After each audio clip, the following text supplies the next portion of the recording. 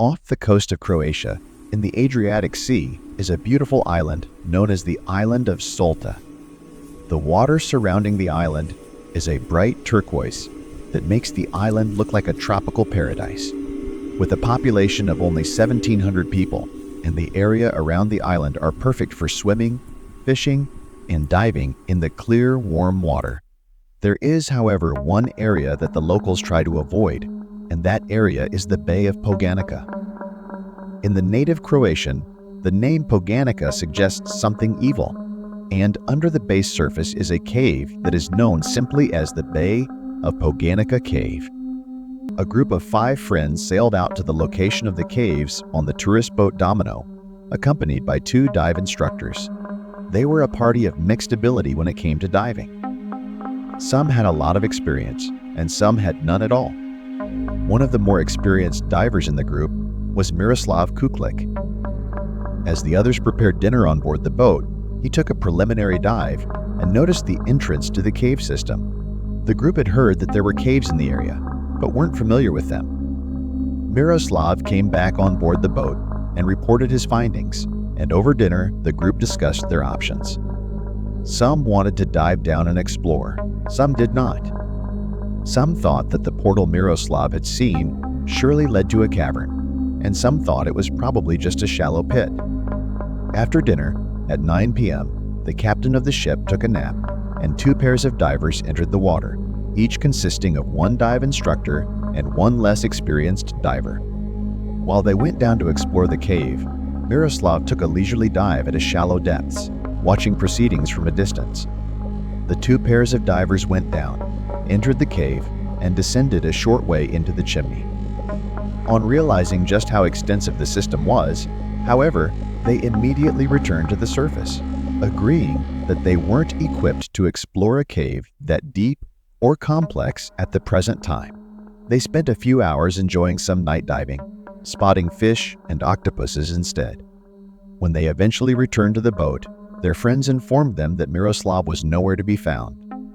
It was now 10:30 p.m. The group quickly realized that he must have changed his mind without telling anyone, and descended to the portal to join them as they explored, perhaps not realizing that they had given up and retreated to shallower waters. At 10:46 p.m., a dive instructor and one of the more experienced divers re-entered the water to search for Miroslav. With a safety line, they descended into the cave as far as they dared and used flashlights to search, but were unsuccessful. The group knew that if Miroslav was indeed underwater, he would run out of air very soon.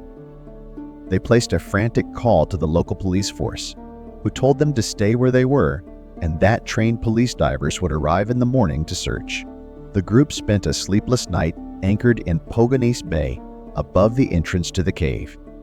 When the police divers arrived at just before 8 on the next morning, the group were distressed to see that they had only limited equipment with them.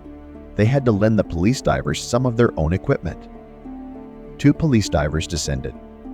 90 minutes later, one emerged in clear distress and suffering from the symptoms of decompression sickness after ascending from the caves too rapidly. This diver was rushed to hospital. His colleague never emerged. The following day, another team was sent into the caverns, this time much better equipped and prepared. The bodies of both Miroslav and the police diver were recovered. The police diver, 27-year-old Bernard Mesic, was recovered from the shallow gallery at a depth of 24 meters or 78 feet.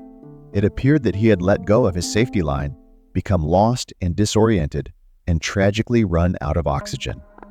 Miroslav was recovered from the deep gallery at a depth of 54 meters or 177 feet. Surprisingly, he was found with a knife protruding from his chest. It appeared that, far from getting lost and drowning, Miroslav had been murdered. Suspicion fell immediately on Miroslav's friends and fellow divers. They were subjected to polygraph tests, during which 2 members of the group had strong reactions to the words blood and knife, something which, at the time, was considered strong enough evidence to take the group into custody. An investigation began. Miroslav's diving equipment was checked and found to be in good working order, ruling out faulty equipment as a potential cause of death. His diving computer was also tested. It was found to be working perfectly, and it showed no evidence of having been tampered with. The police used the data stored on it to analyze his final dive. It appeared that Miroslav had entered the water and dived straight down to a depth of 50 meters, 165 feet, meaning that he must have entered the gallery. Almost immediately after reaching this depth, he had begun his ascent. At this point, they surmised Miroslav must have been unable to find the exit and instead ended up in shallow gallery. According to divers familiar with the caves, this was an easy mistake to make. Indeed, the police diver might also have made the same error after letting go of his safety line. After 35 minutes of searching for the exit, it appeared that Miroslav became lost once again in the gallery. He stopped moving for 5 minutes, perhaps resting or taking advantage of an air bubble at the top of the cave. Then, abruptly, Miroslav lost buoyancy and dropped to the bottom of the gallery. It was determined that it was at this point that Miroslav was stabbed in the chest. The police took this chain of events into consideration and speculated on how their suspects could have committed a murder. Had Miroslav been stabbed on board the boat and then taken down to deep gallery? No.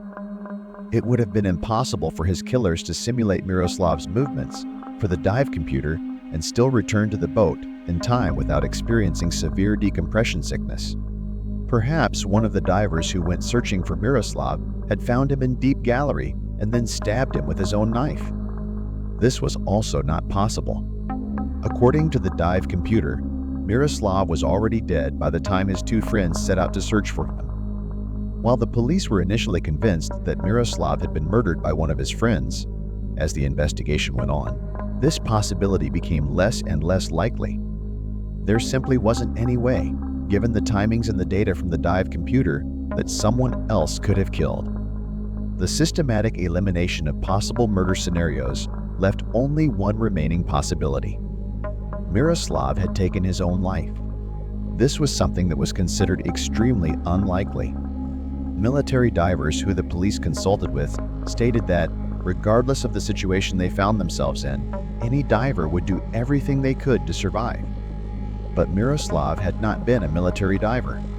He had been a chef who dived as a hobby. He had been alone and terrified, facing the prospect of a painful death by drowning. It appeared that, with few other options left to him, Miroslav had decided to use one of the only tools available to him to end his life as quickly and cleanly as he could. Miroslav's friends were released from custody, and no charges were ultimately made against them. They returned home without their friends, their lives forever changed by his strange and sudden loss. Poganica Bay remains a popular diving spot. Indeed, its reputation as dangerous and even deadly makes it more appealing to some. In 2015, 2 more divers lost their lives while exploring the cave system, again after getting lost between the 2 galleries and running out of air. In the aftermath of these deaths, the caves remain accessible, although a plaque has been installed by the entrance, warning anyone who might consider exploring the caverns beneath just how dangerous they can be.